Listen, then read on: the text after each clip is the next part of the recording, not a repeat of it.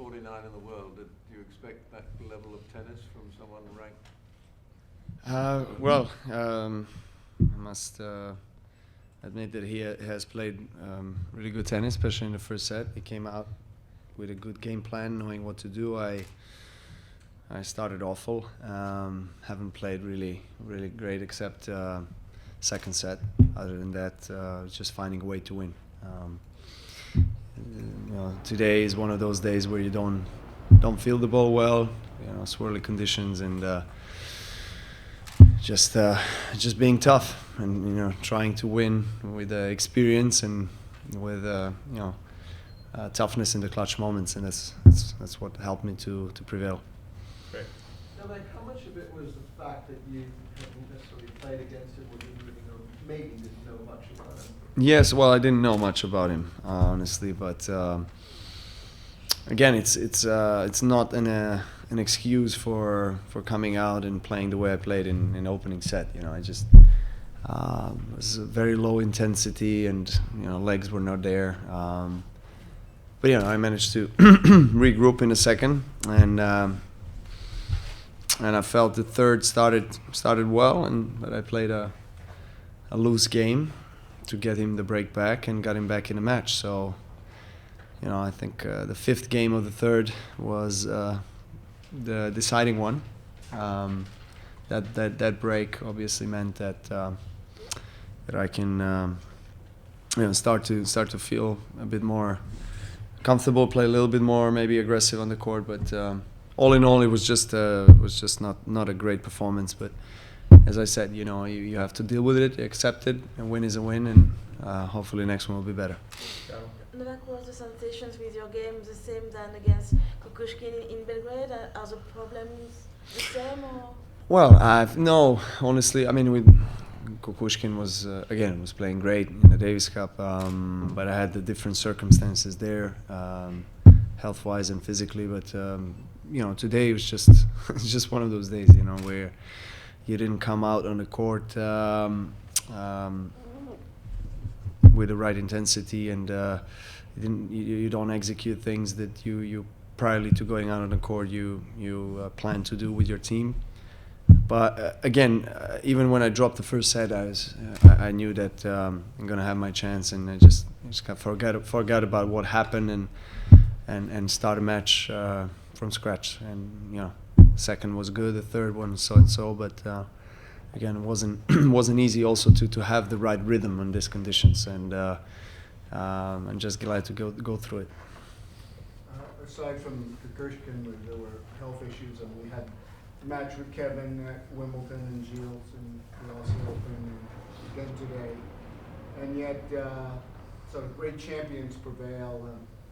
Talk about sort of, the art of surviving even when you're up against it, and how do you call on that experience and so forth? Knowing that I've been in these situations many times before, I think that gives me an ease and comfort in a way in those moments, as much as you can actually get that comfort in when you're out on the court and when you're down, when you're not playing well. But the experience, as I said, and the self-belief and knowing that I've done it before, I think it helps to get the engines going and really try to do well in the moments when the match is going to be decided. And today, if I could just follow up, today you seem patient, but like against Anderson, you seem to really turn it up. Is there sometimes you go one way, sometimes the other? Yeah, I mean, it really depends the occasion, I guess. It depends who you're playing against and conditions. Obviously playing in a Wimbledon grass court against Anderson, who was serving big, and obviously he beat Murray later on in US Open, proving that he deserves to be the top 10 player, top 15, and as he is right now. Very dangerous if he serves well, if he goes for his shots, and that's what happens. Sometimes you just have to wait and see and grasp the opportunity when it's presented. But when you are a top player, most of the matches that you play on, you're you're a big favorite to win. You're expected to always win, maybe in straight sets, and those are all part of, I guess, that position and pressures and and ambitions that you have, that people have from you. The players just swing freely, and if they feel well, if they start well the match, then it can be very dangerous. That's what happened today. Well, who's your biggest threat for your way to the title? Well, the tournament just started, so it's really hard to talk about one or two players. Obviously, there's always the players, the ones that are on the top seeds are always players to look for, but you have other players that have been playing well. I think I'm going to play against one of them that is in form the next round, Cole Schreiber.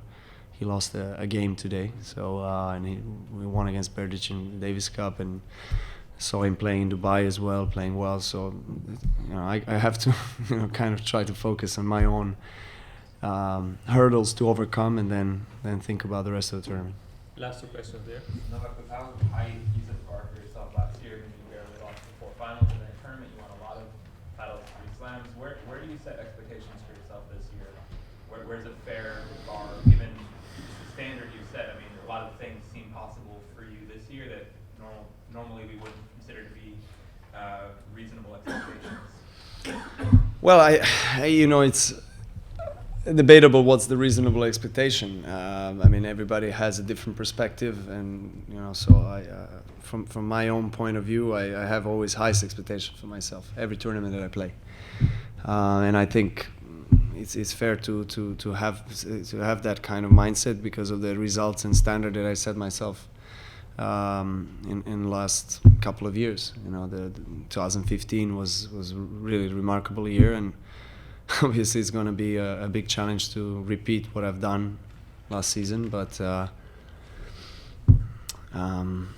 why not think in a positive and optimistic way? So as long as I have that kind of approach, I think things will go in the right way. Match last. Novak, the match against Shields in Australia, like today, was a very up-and-down Hmm. match. How much of it do you think was you just having a bad day, and how much of it was him doing things to maybe put you off the game? It's a combination of things, obviously. When you start not so great, and your opponent feels that you're not having a good day, and he feels, okay, I'm playing a top player and I have nothing to lose. I'm gonna start, swinging freely on the court and playing the best as I can, and that's when the things get tough on the court for me or for any other top player in this particular situation. That's why you need to try to use that experience, stay composed, stay patient, and wait for a little opening, and it's what I've done.